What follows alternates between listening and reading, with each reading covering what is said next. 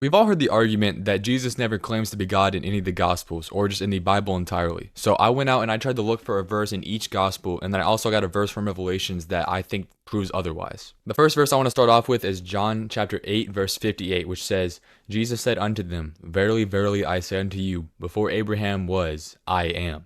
And if you don't know, the term I am is used in the Old Testament to kind of a name for God. And I have a verse for that as well. Exodus chapter 3, verse 14.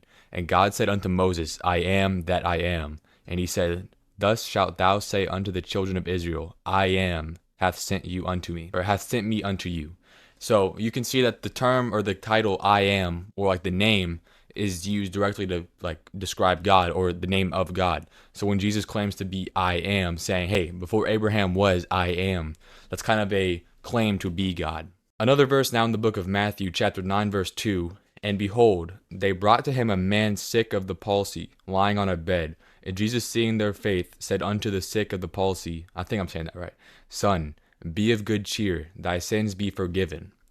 And who can forgive sins but God alone? Like, this is another showing. It's not word for word saying, I am God, but it's an action that he does that kind of insinuates that he is God. Because I think later in the chapter, or we have another verse for this where it's the same scenario but in a different gospel, they pick up stones to stone him because they see it as blasphemy, because they understand that what he's claiming is that he is God and he is forgiving these sins. And the other verse I was talking about is in the book of Mark, chapter 2, verse 5, and then we're going to go over 7 as well. When Jesus saw their faith, he said unto the sick of the palsy, Son, thy sins be forgiven. And then verse 7 says, Why doth this man thus speak blasphemies? Who can forgive sins but God alone?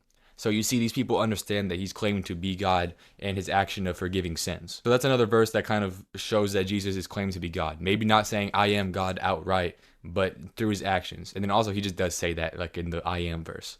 Another verse we got is from Luke chapter 4, verse 8, and that says, And Jesus answered and said unto them, Get thee behind me, Satan, for it is written, Thou shalt worship the Lord thy God, and only him shalt thou serve.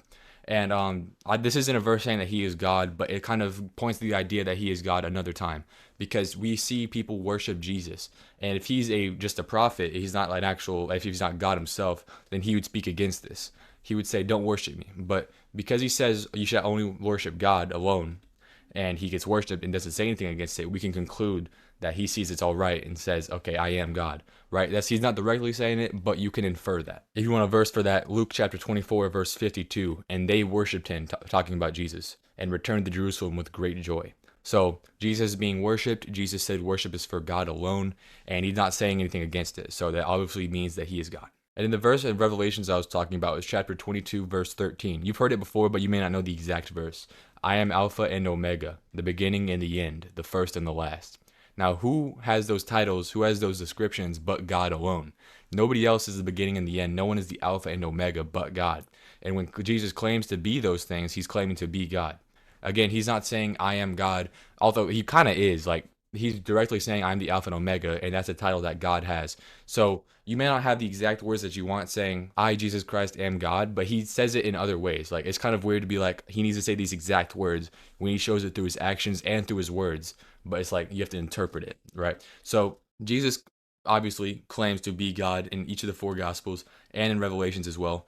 And people obviously understood what he was saying because they tried to kill him for it. They said he was blaspheming. They tried to stone him. So obviously you could tell he was claiming to be God. He was blaspheming, because why would they try to kill him if he wasn't? And that's all I got. It's just a short video. I just wanted to talk about some of the verses I found that speak about Jesus being God, or him himself saying that.